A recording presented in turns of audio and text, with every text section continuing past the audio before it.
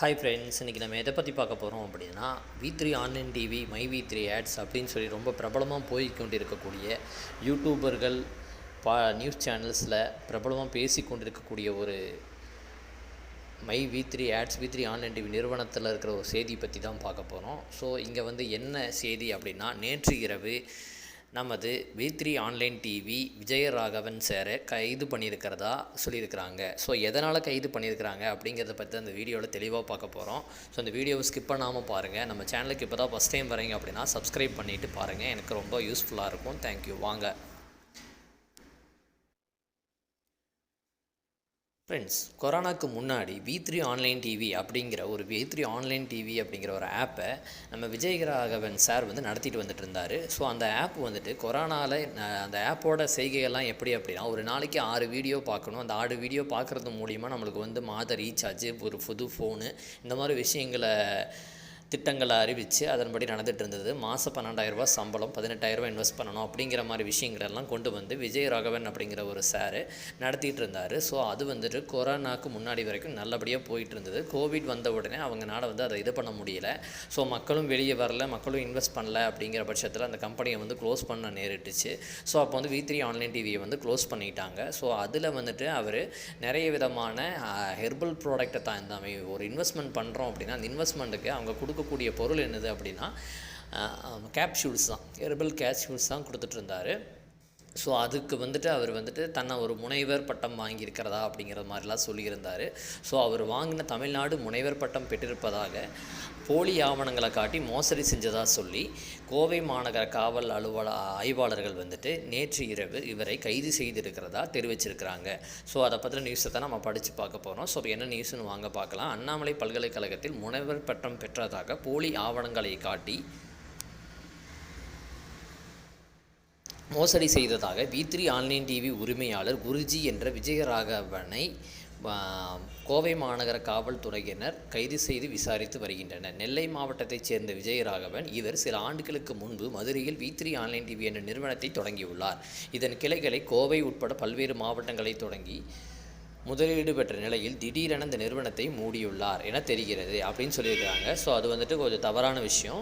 திடீர்னு மூடினது உண்மைதான். பட் ஆனால் கோவிட்னால தான் அது மூட நேரிட்டுச்சது. இந்த நிலையில் இவரது நிறுவனத்தில் வேலை பார்த்து வந்த சக்தி ஆனந்தன் அதிலிருந்து வெளியே மை V3 ஆட்ஸ் என்ற நிறுவனத்தை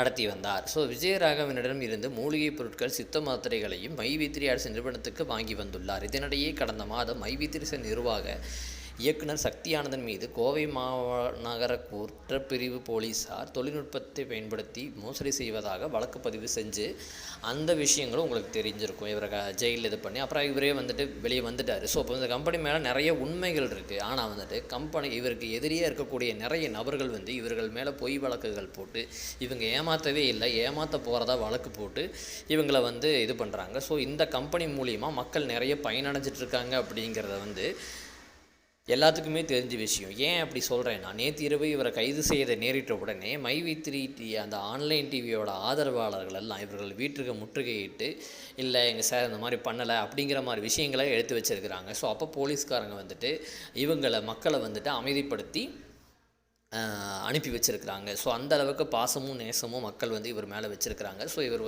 உண்மையாக அதுவுமே நம்மளை ஏமாற்ற போகிறாரா அப்படின்னு கேட்டால் நமக்கு அதை விஷயத்தை பற்றி தெரியாது. ஆனால் 100க்கு 99% இவங்க ஏமாற்ற மாட்டாங்க. எப்படி சொல்கிறோம் அப்படின்னா, ஸோ இவங்க சட்டப்படி எல்லா விஷயமான ப்ரூஃபுகளையும் ஆதாரங்களையும் வச்சுருக்கிறாங்க அப்படிங்கிறதுனால தான் நம்ம தெளிவாக சொல்ல முடியுது. ஏன் அப்படின்னா, ஓடி போகிறவங்க யாருமே தன்னோட முகத்தை வெளிக்காட்டி பண்ண மாட்டாங்க. எந்த விதமான ஒரு அட்வர்டைஸ்மெண்ட்டும் பண்ண மாட்டாங்க. ஆனால் 24 hours ஒரு நாளைக்கு அவர் எல்லா வீடியோலையும் எல்லா மக்களிடத்தில் பேசலையும் அவர் தான் பேசுகிறாரு. ஸோ அதே மாதிரி பார்த்திங்கன்னா, ஒரு ஏமாற்றிட்டு ஓடுறவங்க பார்த்திங்கன்னா ஒரு கம்பெனி தான் வைப்பாங்க. ஆனால் இவங்க தமிழ்நாடு ஃபுல்லாக, ஏன் இந்தியாவிலேயே நிறைய சில இடங்களில் இவங்களுடைய பிரான்ச் ஆஃபீஸு, ஸ்டோர்ஸு, அந்த மாதிரி நிறைய விஷயங்களை வச்சுருக்கிறாங்க.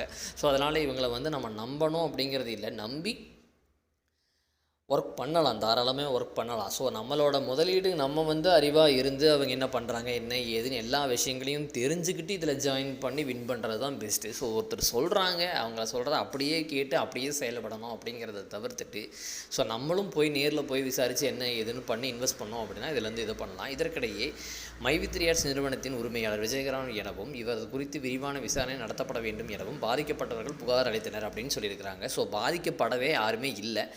இந்த கம்பெனியை வந்துட்டு V3 ஆன்லைன் டிவியை க்ளோஸ் பண்ணி கிட்டத்தட்ட 3 இயர்ஸ்க்கு மேலே ஆகுது.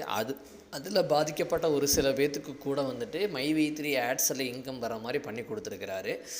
ஸோ அதை பற்றின உண்மைகள் எதுவுமே வந்துட்டு வெளியே சொல்ல மாட்டேங்கிறாங்க. ஸோ இந்த மாதிரி தான் ஒருத்தவங்க வந்து நம்மளுக்கு வந்து நல்லது பண்ணுறாங்க, நம்மக்கிட்ட இருந்து இன்வெஸ்ட்மெண்ட் வாங்கி தான் பண்ணுறாங்க, இருந்தாலும் அதையும் அக்செப்ட் பண்ண முடியாத சில எதிரிகள் இந்த மாதிரி நிறையா கம்ப்ளைண்ட் ரைஸ் பண்ணி அதையும் தடுக்கிறார்கள் என்பது குறிப்பிடத்தக்கது.